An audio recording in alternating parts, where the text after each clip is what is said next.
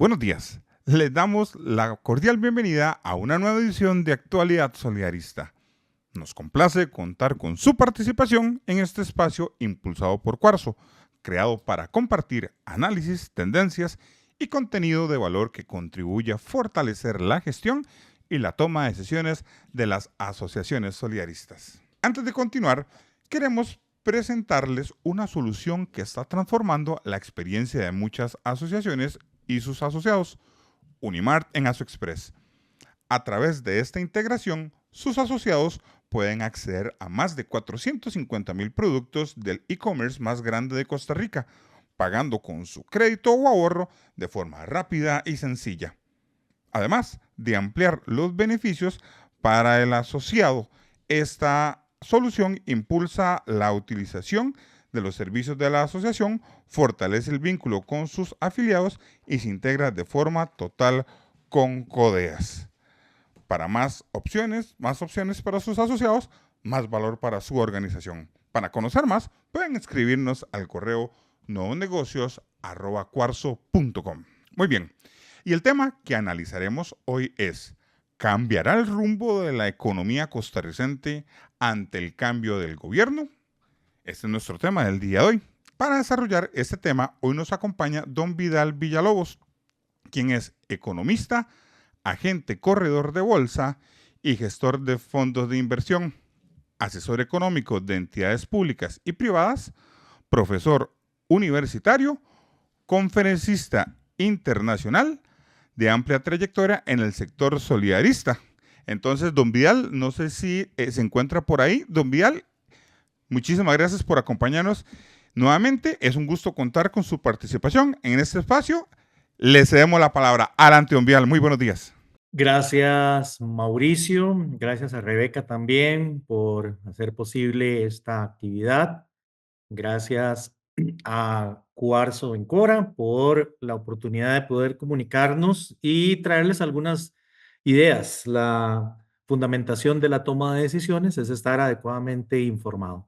Y esa es precisamente la idea del día de hoy. También, por supuesto, ustedes saben que soy el asesor económico de Grupo Prival y la gentileza de Grupo Prival de permitir que este espacio también pueda llegar a ustedes. Hemos preparado una presentación para que podamos conversar. Voy a cargar la presentación. Un título bastante sugestivo en momentos en el que hay un cambio del gobierno, pero no solamente estamos hablando del gobierno de Costa Rica, es que ciertamente va a haber elecciones también en otros lugares. Este 31 de mayo en Colombia, tendremos en Brasil y tendremos también elecciones de medio periodo en los Estados Unidos. Entonces podrían haber cambios importantes, particularmente en Estados Unidos, si los republicanos logran hacerse de algunos escaños en el Senado y en el Congreso. Pero por supuesto que nos vamos a concentrar en la temática costarricense. Esta charla pretende valorar con la información que tenemos desde el 1 de mayo, cuando tomó posesión la nueva Asamblea Legislativa, o desde el 8 de mayo, cuando tomó posesión doña Laura Fernández, con las señales que nos han enviado, señales, si efectivamente podemos prever un cambio en el rumbo de la economía costarricense. Pero bueno, ¿qué debemos entender nosotros por economía? En términos generales, déjenme contarles que la economía, vista desde la perspectiva de definición universitaria, es aquella ciencia con temas de arte, de inspiración, de competencias, que va a tratar de ubicar los factores de la producción que tienen la característica de estar limitados. Una familia, una persona, una asociación, un país, una empresa, tienen limitados esos recursos y colocarlos en una gran cantidad de opciones, de oportunidades, de necesidades para satisfacer el bienestar. Esa es la definición básica de economía. Las dudas que le surgen a uno como charlista, asesor y profesor universitario, bueno, ¿y qué es bienestar? Porque para una sociedad puede ser una cosa, para otra sociedad puede ser otra cosa, para una empresa puede ser algo. Para una asociación solidarista, de acuerdo con el artículo 19, perdón, de la ley 6970, nosotros no vamos a generar utilidades, pero el artículo 1 dice que somos una organización social y el artículo 4 nos llena de una gran cantidad de proyectos que idealmente debemos echar adelante, incluyendo proyectos de espiritualidad. Eso dice la ley. Entonces, deberíamos ampliar el concepto de bienestar de la economía a algunas otras cosas, como por ejemplo, mejorar el acceso de bienes, servicios para una mayor felicidad de las personas. Me quedo con esa y calza perfectamente con el cometido del solidarismo. Estamos en la parte financiera y en la parte bursátil y queremos saber cuáles son las variables cruciales que podrían modificarse. Vamos a ver en un momento unas filminas para que me acompañen en la presentación, pero fíjense que la inflación global se ha incrementado por el conflicto geopolítico entre Estados Unidos e Irán. Eso ha hecho que el precio del petróleo y la energía suba, consecuentemente que fertilizantes, abono, gas, productos agrícolas y fletes se hayan incrementado. Entonces, eso está afectando la inflación.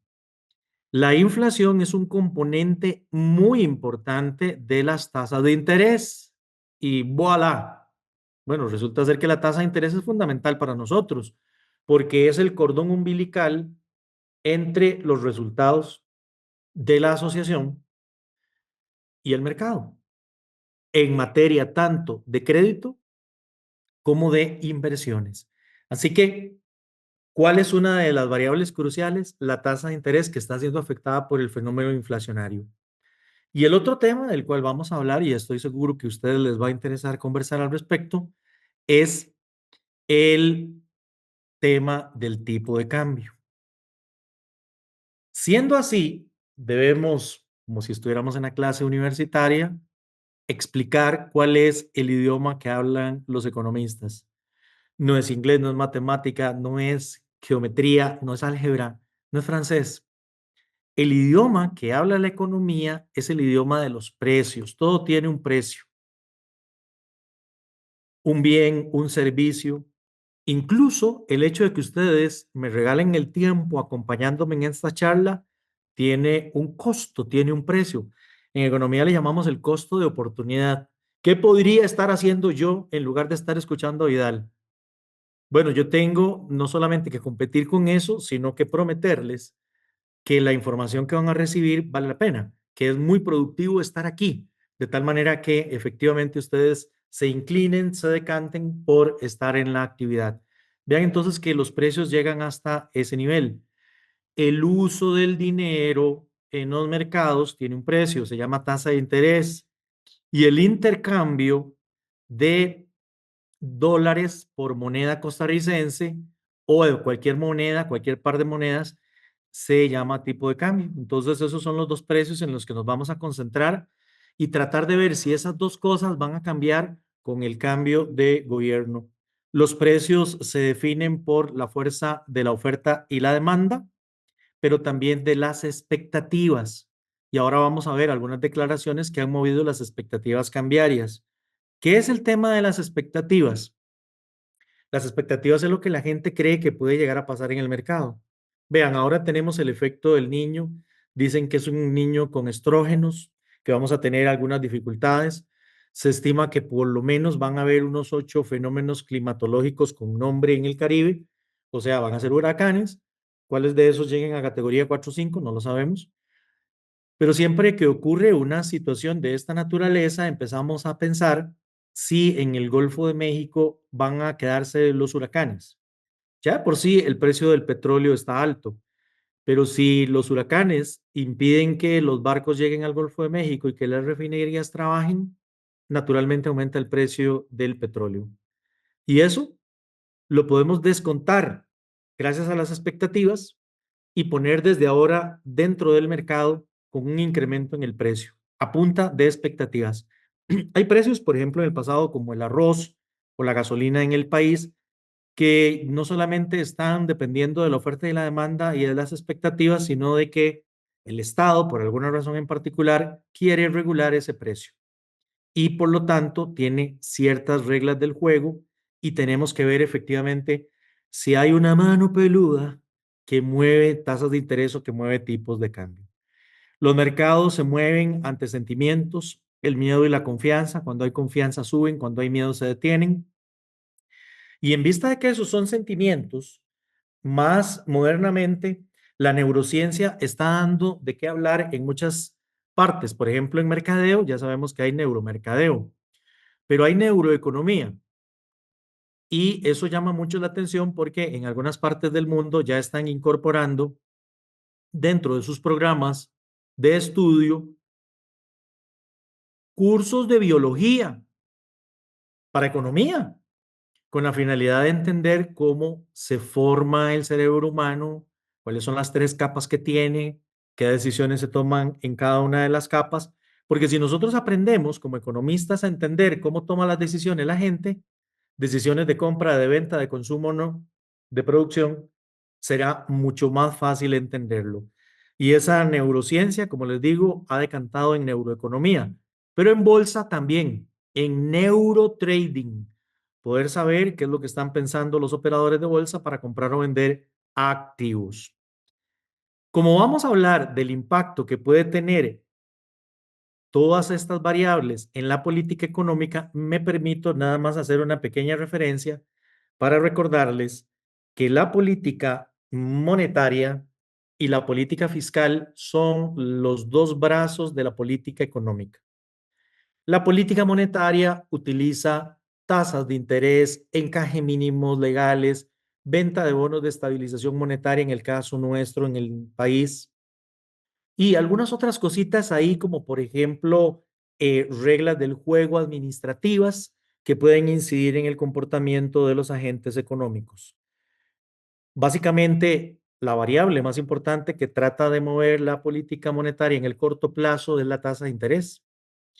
La semana pasada hubo reunión de junta directiva del Banco Central de Costa Rica y decidieron no mover la tasa de política monetaria que se encuentra en el nivel de 3.25, toda vez de que existen riesgos de inflación alta por el conflicto bélico. Vamos a hablar algunos detalles adicionales de las novedades que se presentaron en la reunión de la semana pasada. La política fiscal, por su parte, le corresponde al Ministerio de Hacienda y lo que hace el Ministerio de Hacienda para mover esto es manejar impuestos, manejar el gasto público, manejar los subsidios, manejar exoneraciones, por ejemplo. Ese tipo de cosas son las que puede hacer el Ministerio de Hacienda y tanto la política monetaria, Banco Central, como política fiscal, Ministerio de Hacienda, pretenden incidir en el dinamismo de la economía. Y ambas cosas pueden impactar precisamente las tasas de interés. Ya vimos que la semana pasada el Banco Central decidió no tocar la tasa de política monetaria. Pero también si el Ministerio de Hacienda necesita captar recursos para financiar su operativa, su presupuesto, y sube la tasa de interés de captación de bonos soberanos, está enviando una señal al mercado y está afectando los niveles de tasas de interés. Lo mismo puede pasar perfectamente con el tipo de cambio. Compras mucho masivas, mucho más agresivas por parte del Banco Central hacen que el mercado tome eso como una señal y cambie su postura, cambie su accionar, su comportamiento en el mercado accionario en este caso. Y lo mismo puede pasar si el banco, si el Ministerio de Hacienda, perdón, envía una señal con relación a comprar más bonos o vender más bonos en dólares en este caso que en colones. Ahí estaría mandando una señal. Todos tendríamos que salir a comprar dólares para pagarle la subasta al Ministerio de Hacienda y eso afectaría la oferta y la demanda. Por supuesto que como arrancamos, nosotros nos encontramos en este momento en un ambiente de mucha incertidumbre y de mucha volatilidad por el conflicto entre Irán y los Estados Unidos, que se sumó al de Rusia y Ucrania. Y particularmente, una de las problemáticas que tenemos es la inconsistencia en el discurso. El señor Trump un día nos dice una cosa y al día siguiente se desdice. De hecho, hay un término que en los Estados Unidos se acuñó en donde echa para adelante y recoge, echa para adelante y recoge. El término en inglés es taco, TACO, viene de la frase en inglés Trump always chickens out. Para ponerlo en costarricense, Trump siempre se agallina, se echa para atrás. Pero ¿cuál es el problema en los mercados? Que no tenemos un panorama claro para poder tomar decisiones y por lo tanto no se toman decisiones. Tuvimos durante unos 5 años a este señor como presidente del Banco Central de los Estados Unidos, o la Reserva Federal, el señor Jerome Powell, que tuvo realmente una época muy compleja para gestionar la política monetaria en los Estados Unidos. Le tocó la pandemia, le tocó Rusia, Ucrania, le tocó Estados Unidos, Irán, y le tocó enfrentar al mismo Trump, porque Trump lo quería sacar por cuanto no quería bajar las tasas de interés. Pero no solamente es él, sino que son los 18 gobernadores que están en la Reserva Federal. ¿Y por qué no bajan las tasas de interés? Por la misma razón, por las mismas justificaciones por las cuales el Banco Central de Costa Rica no bajó la tasa de interés la semana anterior. La promesa de que la inflación se mantenga alto por los precios altos en el petróleo. Pero resulta ser que el 15 de mayo el señor terminó su periodo y este señor, Kevin Rudd, toma posesión desde el viernes pasado. Él fue nominado por Trump y fue apuntalado en el Senado, aprobado en el Senado. Lleva la premisa de bajar las tasas de interés, eso fue lo que le pidió Trump, pero lo tiene difícil, porque el ambiente en el que estamos invita más bien a mantener tasas altas por la promesa de que la inflación estará alta. A pesar de todo esto, las bolsas de valores de alguna manera han ignorado, si ustedes quieren, la temática de la guerra. Vean ustedes que la guerra empezó el 28 de febrero y se cayó la bolsa, pero luego empezaron a verse posibilidades de negociación y la bolsa volvió a subir. De hecho, les cuento que el día de ayer el S&P y el Nasdaq llegaron a niveles históricos. Goldman Sachs anoche por la tarde, o ayer por la tarde más bien, dijo que esperaba que el índice llegara a unos 8.000 puntos, a pesar de estas incertidumbres. ¿Por qué? Porque la economía se muestra resiliente por un lado y por otro lado, los resultados de la temporada, que todos los trimestres las empresas dicen cómo les fue, han sido muy positivos, particularmente en inteligencia artificial. Y hemos tenido volatilidad en la tasa de interés de el bono del Tesoro de los Estados Unidos. Les cuento que ya hoy anda mucho más abajo que esta que tenemos ahí en pantalla. Y eso obedece a que, como en las últimas horas se habló de que posiblemente hay un acuerdo ya en ciernes, la expectativa del precio del petróleo bajó y ya el petróleo que había estado en 112 está cerca de $90.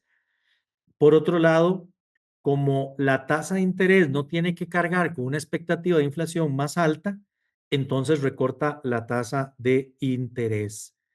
Sin embargo, para el caso de los Estados Unidos, los efectos secundarios de la inflación se mantendrían por el resto del año y por lo tanto, los mercados no están considerando ninguna rebaja por ahora de tasa de interés. Más bien hay algunos analistas que consideran que hasta podría subir la tasa de interés.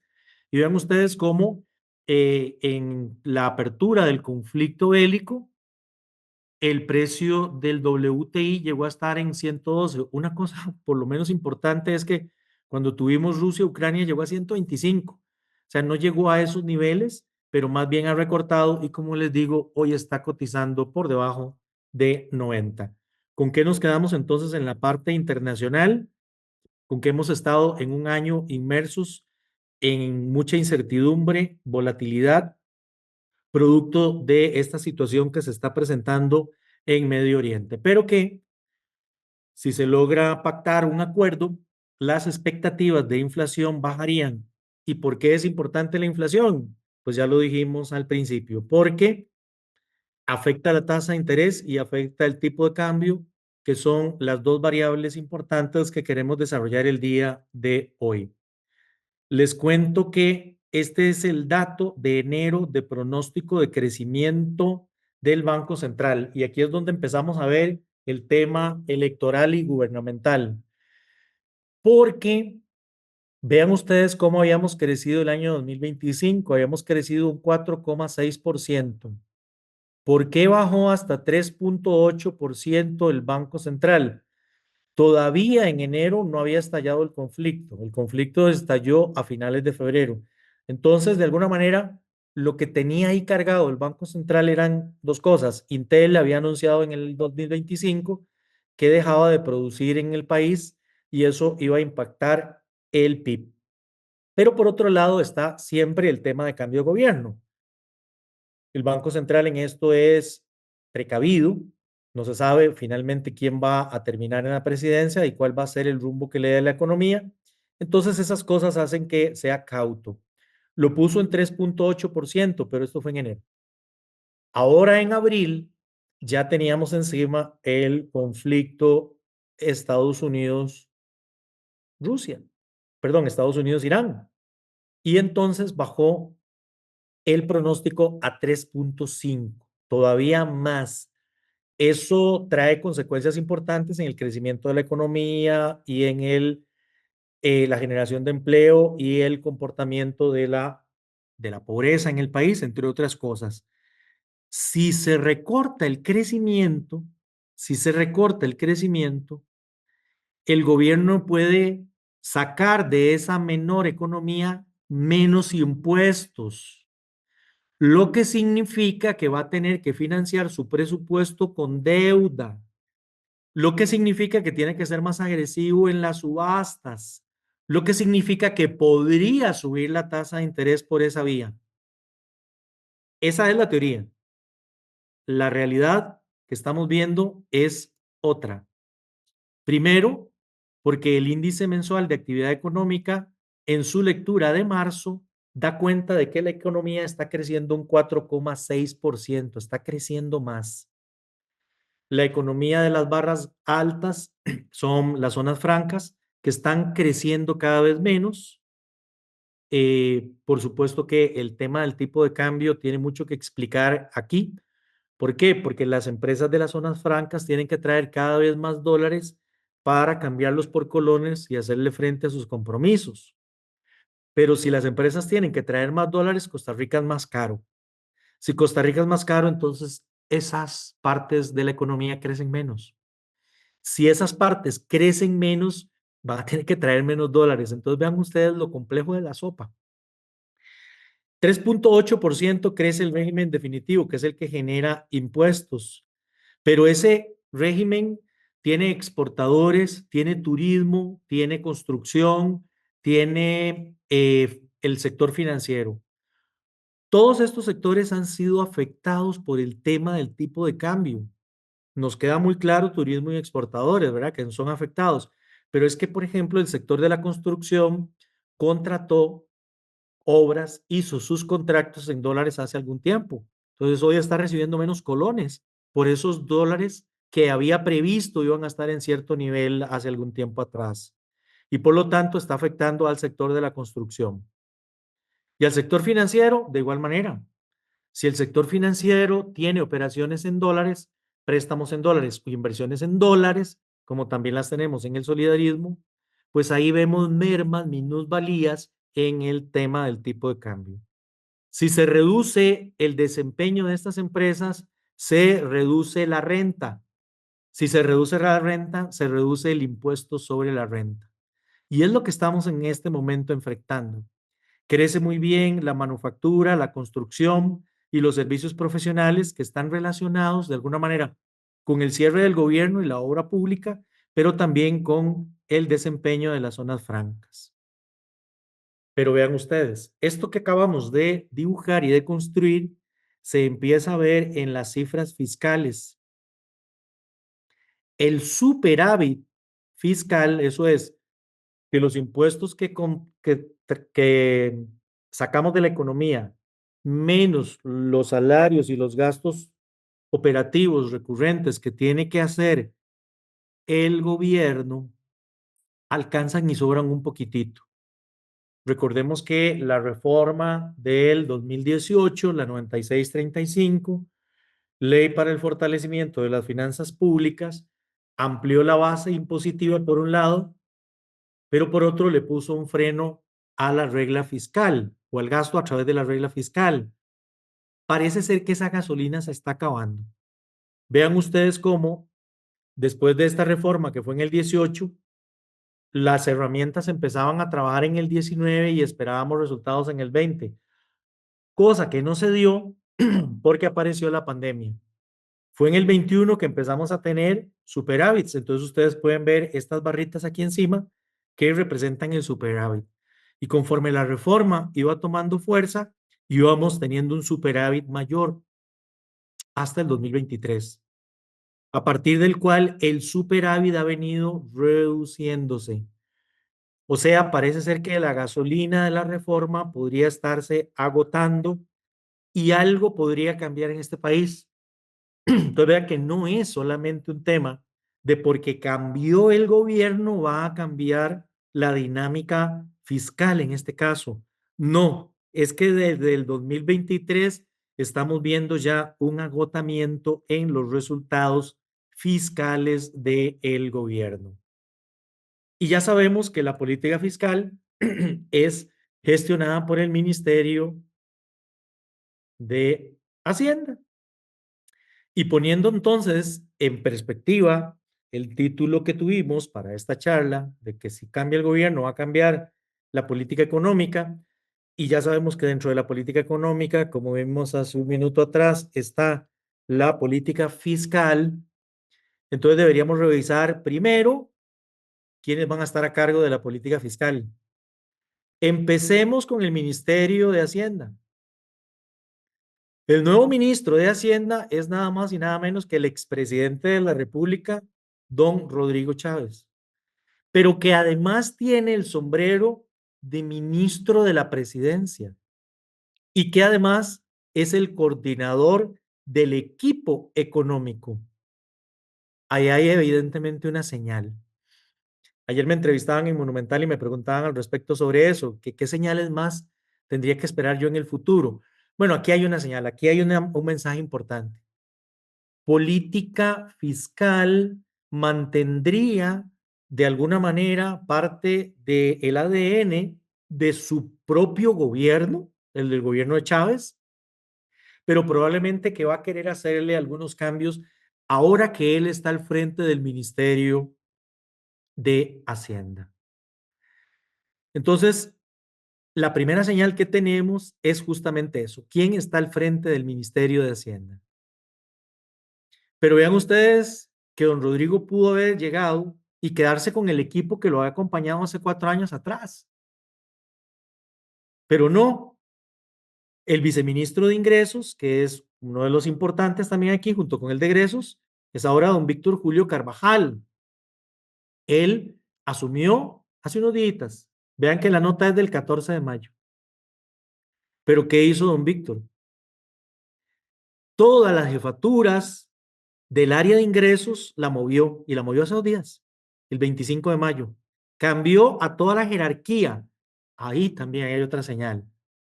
Una señal es que si Chávez continúa al mando de la parte fiscal, probablemente va a querer continuar con algunos temas fiscales que había desarrollado en su cuatrienio. Pero por otro lado, el hecho de que haya cambiado a toda la jefatura, incluyendo el viceministro, manda una señal de que también va a haber algunos cambios importantes. Y esos cambios, en el marco de una reducción en los superávit, en la captación de impuestos, pues tiene que llamar la atención. Otra de las cosas interesantes que quería contarles es que en la junta directiva del Banco Central hay varios miembros que son nombrados por el gobierno y ratificados por la Asamblea. Pero hay uno que tiene una silla en particular, el ministro de Hacienda. Sí, ministro de Hacienda, que es política fiscal, pero metido en política monetaria con una silla con voz en la política monetaria del Banco Central. Hubo una reforma una vez que nosotros nos incorporamos a la OCDE. La OCDE pidió que el Banco Central tuviera más independencia y entonces el voto que tenía el ministro de Hacienda se quitó. Solamente quedó voz. Entonces ya perdió como interés el tema y los ministros de Hacienda anteriores no iban a la junta directiva.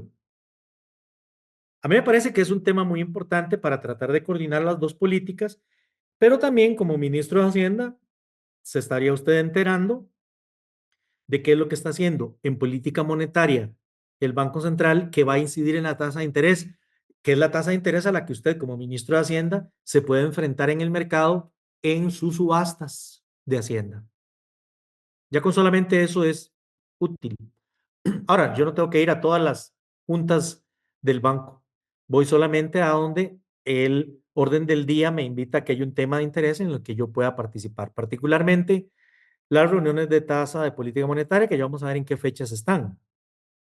El 26 de marzo hubo dos disidentes, don Jorge Guardia y don Juan Robalino, que no querían mantener la tasa, sino que la querían bajar, y la querían bajar porque el Fondo Monetario Internacional así lo sugirió y porque la inflación en este país está en negativo. Bueno, ¿cuál es la novedad? Que la semana pasada hubo junta directiva de política monetaria. Ya dijimos que la sostuvieron, la mantuvieron. Pero la novedad es que don Rodrigo llegó y no solamente habló, sino que votó. Y nos preguntamos, ¿sabe? Pero no era que le habían quitado el voto.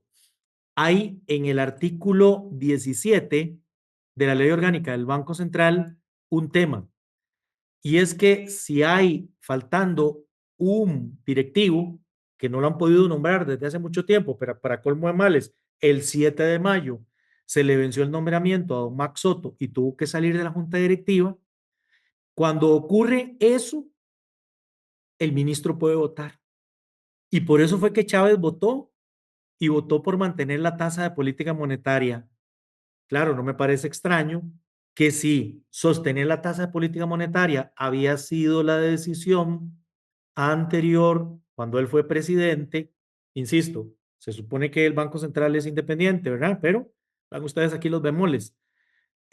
Parece ser que mantener la tasa de política monetaria en los niveles de 3.25 en el marco en donde tenemos el reto internacional parece ser algo razonable.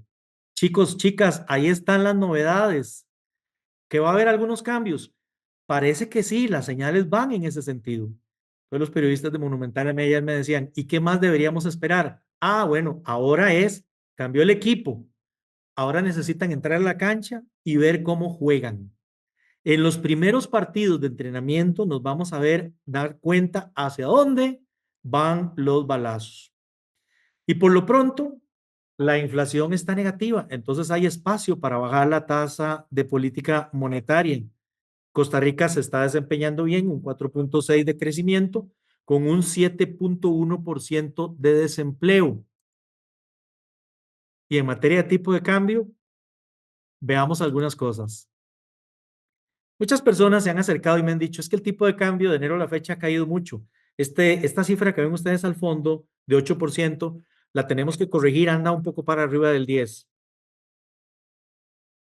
Pero resulta ser que en el 2022 y 2023 las caídas habían sido mayores porcentualmente hablando.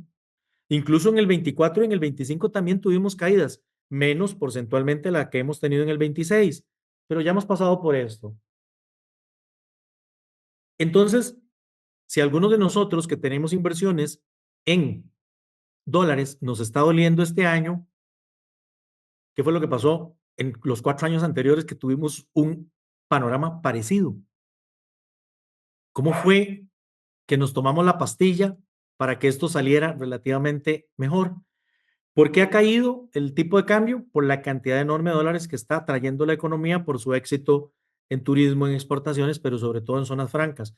Vean ustedes en el Monex, que está la ventanilla donde compramos y vendemos nosotros los dólares, y luego van los mayoristas.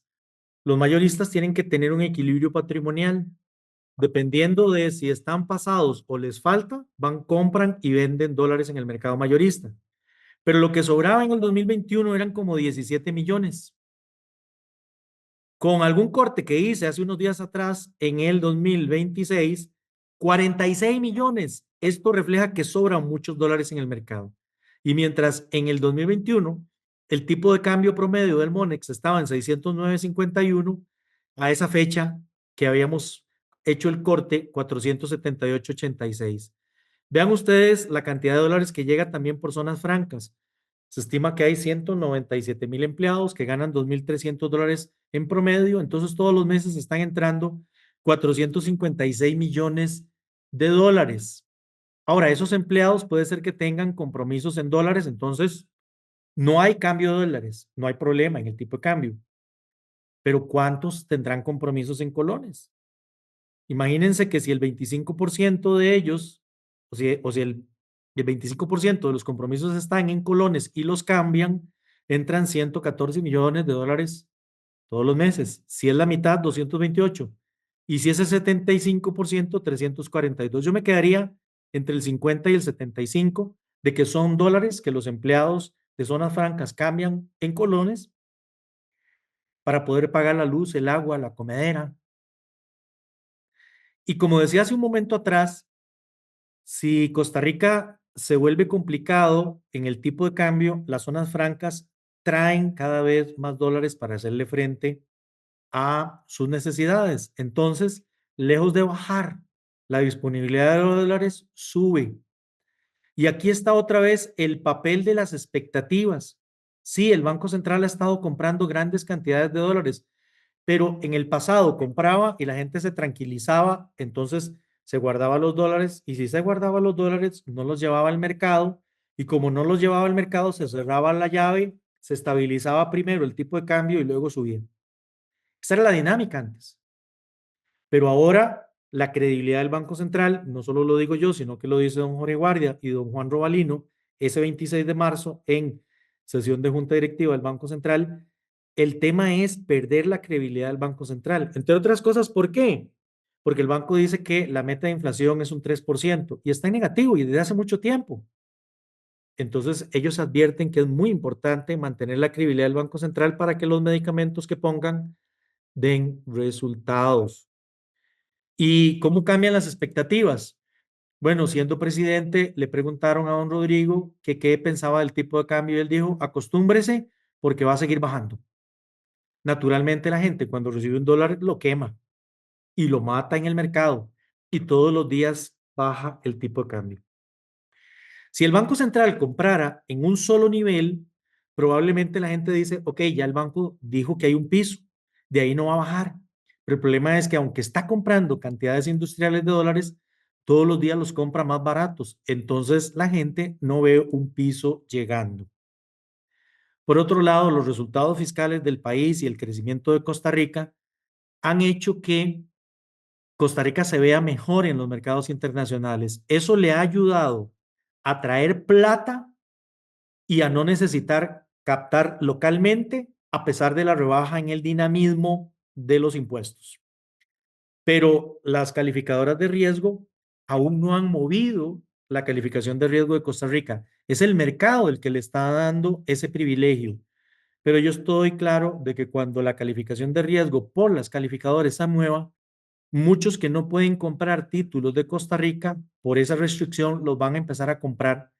Entonces, esto va a ayudar más bien al país porque el ministro de Hacienda va a poder encontrar financiamiento fuera del país, no dentro del país. ¿Cómo lo logró? Con la reciente colocación de tres bonos internos denominados en euros. Sí, es que ya no solamente estamos colocando en colones o en dólares, estamos colocando en euros. Y entonces en noviembre, enero y abril el gobierno hizo una subasta y colocó en cada uno de ellos 1.000 millones de euros. Los compró un banco español que se llama Santander, los tres. Citi compró un pedacito por ahí. Pero entonces, no se necesita ir a la Asamblea Legislativa a pedir permiso para colocar eurobonos. ni tampoco tengo por qué preocuparme tanto por la caída de los impuestos, porque estoy encontrando que, aunque no vaya a subasta local con los clientes tradicionales, voy a la subasta local con nuevos clientes vendiendo los bonos nuevos. El hecho de que un país sea muy exitoso y que su moneda se ponga fuerte y afecte a otras áreas de la economía se llama enfermedad holandesa. Eso fue acuñado por una revista británica que se llama The Economist en 1977, producto de que Países Bajos, Holanda, en el 59 descubrieron gas natural, entonces empezaron a exportar gas natural, entraba moneda extranjera, en aquel momento era el florín, la moneda local, ahora ya sabemos que es el euro, pero hizo que otros sectores como turismo y exportaciones de Holanda estuvieran con ese problema. ¿Costa Rica tiene uno parecido? Sí. Nosotros no tenemos gas natural, tenemos zonas francas. Y los ciclos del mercado se han ido modificando. Vean ustedes que en las quincenas, tradicionalmente los empresarios salían con dólares, cambiarlos en colones para pagar impuestos y salarios. Pero como ahora el tipo de cambio cae, ya aprendieron los empresarios, entonces se adelantan. Y ya no es en la quincena, sino es en la semana anterior que empiezan a vender, porque para qué se van a esperar en la quincena si se cae más el tipo de cambio. Entonces los ciclos se han desdibujado y ya es más difícil darle seguimiento al tipo de cambio. El Banco Central ha tenido que comprar cantidades industriales de reservas. Estamos por 20.600 millones el día de hoy, pero tomen en cuenta que en el 2022, cuando el tipo de cambio se fue a 700, solo teníamos 6.900 millones. ¿Por qué si estamos en 20 y salimos desde 7.000, o sea, poco más de 13.000 millones, el tipo de cambio no se ha detenido? Bueno, sí, tenemos una gran cantidad de dólares, pero La Nación en estos días también ha publicado dos reportes sobre un informe que pidió la Superintendencia General de Entidades Financieras, en donde da cuenta el investigador de que el dinero de fuentes oscuras también está presente en esto. Vean cómo durante el 2026 en el Monex el tipo de cambio se cayó, pero ya les conté que hubo caídas mucho más dramáticas en años anteriores. La novedad es que desde abril estamos viendo una caída pequeñita, pero cada vez menor. ¿Qué es lo que va a pasar aquí, chicos, con los resultados fiscales o financieros más bien que ustedes han venido mostrando? Han venido mostrando minusvalías por tipo de cambio durante enero, febrero, marzo. Probablemente ya en abril la pérdida sea menor y en mayo todavía menor. Eso significa que todas las ganancias de la cartera de crédito y todas las ganancias de el portafolio de inversión van a quedar ahí, no se las come el tipo de cambio. Entonces, en estos meses empezamos otra vez a acumular excedentes. Eso fue lo que pasó en los años anteriores. O sea, no hay ninguna novedad. Lo que necesitamos es que se mantenga estabilidad que se ha dado en el mercado. ¿Qué fue lo que hicimos en aquellos momentos? Que es la receta de hoy. Diversificar, ir reduciendo de manera ordenada la exposición en dólares, buscar títulos, bonos que ganen capital, que tengan ganancias de capital, además de los cupones, porque esas ganancias de capital compensan las pérdidas cambiarias. Y hay un elemento un poco más técnico, los que quieran que lo hablemos, estamos en la mejor disposición en el grupo privado para poderlo hacer. Si yo tengo un activo denominado en dólares y este está perdiendo valor por el tipo de cambio, la idea es que le ponga un pasivo en dólares, porque la pérdida del activo se compensa con la ganancia del pasivo. Entonces tengo una cobertura natural. Eso se puede hacer a través de un apalancamiento. Ahí tenemos la fórmula para hacerlo. Les podemos conversar al respecto. Lo cierto del caso es que vamos a estar presionados porque vienen más dólares. Se vendió la cervecería, esa plata entra el próximo año. Y el gobierno de la República tiene un proyecto de ley de 13.500 millones en eurobonos. No los necesitan porque ya colocaron los dólares internamente a través de estos bonos en euros. Pero vamos a ver qué pasa. Estas son las señales que vamos a ver del ministro de Hacienda. Para poder pasar eso se necesitan 38 votos. No los tiene el oficialismo, solamente tiene 31. Pero vamos a ver qué pulsos se realizan en esto. El gobierno trae plata de afuera, es lo que les expliqué, las 3 colocaciones de eurobonos, y viene plata de afuera porque ustedes recordarán que la Asamblea Legislativa, esta Asamblea Legislativa, le aprobó a doña Laura Fernández el tren rápido de pasajeros, pero ya había también tenido la aprobación de 770 millones de dólares de la carretera San José-San Ramón. O sea, vienen más dólares. ¿Cómo va a trabajar el Banco Central? Eso va a ser muy importante. Si se sostiene con compras del Banco Central el tipo de cambio estable, las pérdidas cambiarias se neutralizan. Y por ahora, a pesar de que esta cantidad importante de dólares necesitaba, perdón, de colones necesitaba el Ministerio de Hacienda, lo cierto del caso es que con el financiamiento de Santander se la va jugando. Cambios en política monetaria. Don Roger Madrigal, que es el presidente del Banco Central, le vence en mayo del próximo año. Así que por ahora no se ven cambios sustanciales en la política monetaria. ¿Cuánto va a durar el conflicto en Irán y cuál va a ser el rumbo de las tasas de interés? Eso es fundamentalmente lo que tendríamos nosotros que estar viendo. Las tasas de interés van a depender de lo que pase en Medio Oriente y el tipo de cambio del trabajo que haga el Banco Central. Así que, ¿qué les podemos recomendar? Y con esto cierro. No aumentar la posición en dólares, los vencimientos en dólares, si los tienen, pasarlos a colones. Hay que ver el diferencial cambiario ahí. De todas maneras, contablemente ya lo han ido registrando. Ver si hay posiciones de renta fija con ganancias de capital y reducir la exposición sin comprometer diversificación en moneda ni dejar de lado oportunidades del negocio. Mi estimado amigo Mauricio, yo dejo acá de compartir y tenemos un par de minutitos para atender algunas consultas, porque a las 10 de la mañana tengo que estar ya conectado con otra reunión. Claro que sí, don Vidal. Bueno, más bien agradecerle mucho por compartir este análisis con nosotros. Mientras recopilamos algunas de las consultas que nos han dejado en el chat para responderlas en breve, queremos aprovechar este espacio para mostrarles cómo Cuarzo impulsa y facilita la gestión de las asociaciones solidaristas. El módulo de alertas en CODEAS es una herramienta clave para una gestión más preventiva e inteligente. Este módulo permite enviar notificaciones automáticas a las personas correspondientes cuando se detecta una situación que requiere atención, facilitando una respuesta oportuna antes de que el problema crezca. Más control interno, menos sorpresas y decisiones respaldadas por información en tiempo real. ¿Desea conocer más? Escríbanos al correo nuevonegocios@cuarzo.com. Muy bien, continuamos con más de actualidad solidarista. Ahora vamos con las preguntas que nos hicieron llegar. Don Vial, nuestra primera pregunta dice, ¿cómo ve la posibilidad de que el nuevo gobierno impulse una reforma fiscal? Adelante, don Vial, tiene usted la palabra.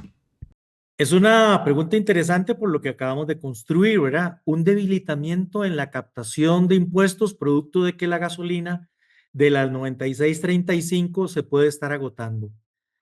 Pero ojo, por otro lado, si a Costa Rica le dan una calificación de riesgo mayor, entonces eso puede traer financiamiento de deuda y no serán tan necesarias la reforma fiscal. Por otro lado, si ya encontramos el mecanismo de colocar internamente sin tener que ir por la Asamblea Legislativa, de igual manera también ahí tenemos una fuente adicional. Claro, eso deterioraría la métrica de la regla fiscal del tamaño de la deuda con relación al PIB, que cuando sube por 60% tenemos que gastar menos. O sea, tenemos que ajustarnos más la faja y eso implica impactar educación, seguridad, infraestructura, no poderle pasar plata a la caja, que de todas maneras desde hace rato no le pasamos, y entonces tendríamos efectos secundarios. Para poder hacer alguna reforma de esas se necesitan 38 votos si no los tienen. Yo creo que ahorita no van a pensar en eso. Van a tratar, como dice Víctor Carvajal, el ministro, el viceministro, van a tratar de ir a buscar cómo con la estructura que hay ahora se cobran mejor los impuestos. porque no hay ambiente político, mi estimado Mauricio, para echar a andar una reforma. Muy bien, nos acaba de llegar por acá otra pregunta por parte de don Jorge Berrío. Nos dice, buenos días, si la tasa de interés sube, ¿se podría beneficiar a las asociaciones? Pero podría haber perjuicios si esto afecta la estabilidad laboral. ¿Qué sería preferible en este caso? Adelante, don Biel. Gracias, don Jorge, por la pregunta. Hay varias cosas que tenemos que ver al interno de la asociación. Si la tasa sube, suben los ingresos por los créditos, pero estamos afectando el bolsillo de los compañeros. ¿Mm? Pero por otro lado, si la tasa sube, el portafolio de inversiones que está conectado con esa tasa baja su valor contable. ¿Por qué? Porque los nuevos bonos pagan más que los míos y entonces yo tengo que hacerle un ajuste que se llama descuento.